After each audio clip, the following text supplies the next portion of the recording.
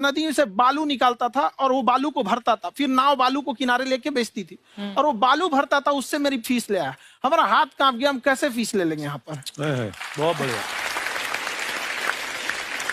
उसी दिन हमने ये प्रण लिया था कि भारत का कोई भी बच्चा उसके सफलता में पैसा उसकी बाधा नहीं बनेगी, चाहे उसको जितना भी पढ़ना रहे यहाँ पर। क्या बात।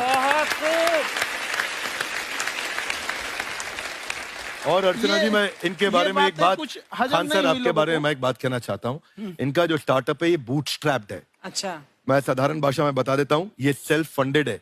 इन्होंने अभी तक किसी और से पैसा नहीं लिया है, ये इन्वेस्टर के पैसे से नहीं, इन्होंने खुद इसको बिल्ड किया है। और बल्कि इतना स्ट्रॉन्ग स्टार्टअप है ये कि मैं कहूंगा कि अगर इन्वेस्टर्स को इन्वेस्ट करना हो तो मैं इंडोर्स करता हूँ ऐसे स्टार्टअप्स को। यही सब चीजों को देखते हुए कई लोगों ने धमकी भी दिया था वहां पर। अच्छा। और उसके बाद बम चला दिए और 7-8 बम चला दिए और कुछ ब्लास्ट हुआ। एक बेचारा नया लड़का आया था एडमिशन लेने के लिए, उसकी स्कूटी उड़ा दिया। वो आया था, कहा कि सर हम तो पढ़ने आए थे, हमारा स्कूटी उड़ गया।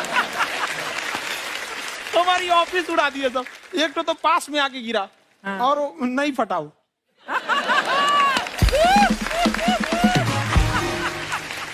बाद में बहुत सारे लोग धमकियां दिए, लेकिन कहते हैं ना, सूरज कितना भी तेज चमक ले समंदर नहीं सुखा सकता। वाह वाह वाह, क्या बात है। मैम एक्चुअली ये फीस कम करने का एक और रीजन है। 2.5 लाख 3 लाख की जो फीस में सब लोग पढ़ाई अफोर्ड नहीं कर पाते, इसलिए वो कुछ ही लोग अफोर्ड कर पाते हैं, तो उनका मेंटल लेवल तो बहुत ऊपर चला जाता है। लेकिन एक पूरे देश का मेंटल लेवल थोड़ा सा स्टेबल नहीं हो पाता। तो जब फीस कम रहेगी तो हर वो लड़का तैयारी करने के लिए आगे आएगा जिसका सपना है देश के लिए कुछ करने का। सीटें लिमिटेड हैं, उन्हें को मिलेगी, लेकिन जिन्हें नहीं मिलेगी उसे मिलेगा देश का एक जिम्मेदार नागरिक। तो इस देश को बदलना। क्या बात है। हम लोग विश्व गुरु कहे जाते थे, क्यों? क्योंकि दुनिया से लोग हमारे यहाँ पढ़ने आए थे। चाइना से ह्वेनसांग आया, फायान आया, आज कोई नहीं आता है। हम लोग का उद्देश्य एक समय आएगा जो फिर आएंगे यहाँ पढ़ने के लिए। क्या बात है। पर आप देखो अर्चना जी, सबसे ज्यादा आईपीएस आईएएस बिहार से निकलते हैं। आप देखो पढ़ाई लिखाई में पॉलिटिशियन बहुत बड़े बड़े निकले हैं। तो ऐसा नहीं है, हर जगह ऑप्शन भी नहीं है वहाँ पे, इंडस्ट्री नहीं है, खेती करेगा तो कोई खास वो नहीं रहे, ऑप्शन भी नहीं है। सही बात है। बिहार की मिट्टी में एक चीज है, जिद तो बहुत जबरदस्त है। कुछ भी नहीं रहेगा तो सब कुछ पाने का उसको जिद रहेगा, करके भी दिखा देगा। वहाँ पे कर देंगे हम यहाँ पे। विवेक सर, आपके बारे में हमने सुना एक बार आप संन्यास लेने चले गए थे। कौन वापस लेके आया आपको? फिर कहाँ तक पहुंच गए थे आप? नहीं, मैं एमबीए की पढ़ाई के बाद मैं ये सोचा था कि अपना जीवन भगवान की सेवा में समर्पित कर दूं। अच्छा जी। बहुत साल मैं वृंदावन में रहा था और गुरुकुल में रहा था। अच्छा। और वहाँ सेवा करना, बहुत अच्छी शिक्षा मिली। मैं बोलता हूँ मेरी असली एमबीए वही थी, मोस्ट ब्यूटीफुल एसोसिएशन। और मैं वहाँ भगवत गीता पढ़ी, जहाँ मुझे गीता से लगाव हुआ। तो मेरे गुरुजी का आदेश था कि आप भगवत गीता को बिजनेस मैनेजमेंट के साथ जोड़ के देश दुनिया में बताओ। मेरे को लगा बड़ा मुश्किल काम है। मैंने बाद में देखा कि डॉक्टर स्टीफन कॉवी, जिनकी किताब है 7 habits of highly effective people, आप सबने पढ़ी होगी, उन्होंने बोला मैंने 7 हैबिट भगवत गीता से लिए। और हमारे देश के लोग ऐसे हैं जो मेरी किताब पढ़ते हैं, जो कि 3.5 मिलियन कॉपीज बिक चुकी हैं, और भारत में भगवत गीता नहीं पढ़ते। तो मुझे लगा कि मैं गीता विद मैनेजमेंट के ऊपर आकर के बातचीत करूं। मुझे लगा बहुत कठिन होगा, पर मेरे गुरुजी का आदेश था कि कठिनाई आपको तभी तक दिखेगी जब कठिनाई को देखोगे। तो एक छोटा उन्होंने मुझे बताया, पूछा कि इस कमरे में लाल रंग कितनी जगह है, देखो आप भी एक बार जरा देख के बताओ। 7-8 जगह लाल रंग दिख रहा है यहाँ पे आपको?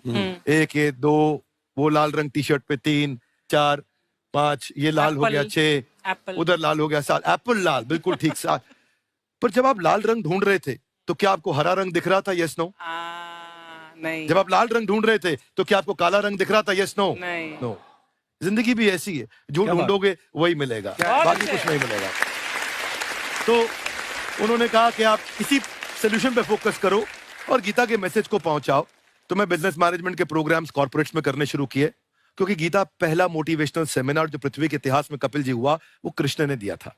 पहले मोटिवेशनल स्पीकर इस पृथ्वी के इतिहास के कृष्ण थे, जिन्होंने अर्जुन को रणभूमि में मोटिवेट किया था। बड़ी पेशेंस कृष्ण ने अपने लीडरशिप क्वालिटी से दिखाई। वो मुझसे मुझे बड़ा इंस्पायर किया, वो चर्चा ने इंस्पायर किया, और डिस्कशन ने इंस्पायर किया। तो उस डिस्कशन को मैं आज भी लेके चलता हूं अपने साथ। कहाँ सर, हमने सुना है आप 5 स्टार में रुके थे कल और नीचे जाके वड़ा पाव खाने गए आप रेहड़ी पे। एक्चुअली क्या है ना कि वहां जो चीजें सीखने को मिलती है ना, खाली पेट और खाली जेब इंसान को जो सिखाते हैं वो किसी यूनिवर्सिटी कॉलेज में नहीं सिखाया जाता। और गरीबी बड़ा बेशरम चीज होती है। तो कहते हैं कि मौत भी तू जल्दी आया कर गरीब के घर में, कफन का पैसा भी खर्च होता है दवाइयां खरीदते खरीदते। हाय हाय हाय, क्या बात है। और खान सर की खासियत ये है कि जिसको तो पढ़ना है, जिसको एजुकेशन चाहिए, वो तो इनका वीडियो देखते हैं, लेकिन वैसे भी कई लोग, जैसे अर्चना जी बात करी थी, कहती मैंने जब देखना शुरू किया तो मैंने बैक टू बैक इतने सारे वीडियोस देखे, क्योंकि आपका जो तरीका जो बोलने में, एक तो इनकी जो टोन है पढ़ाने में, और साथ साथ में जो ह्यूमर आता रहता है, तो उसकी वजह से और भी इंटरेस्टिंग हो जाते हैं आपके वीडियो। शुरुआत में हम लोग जब स्टूडेंट लाइफ में थे, या हम कई स्टूडेंट को भी देखते हैं, वो बेचारे जब थक जाते हैं तो आपका शो देखने लगते हैं। तो शुरू में हमको लगता था जब कि अरे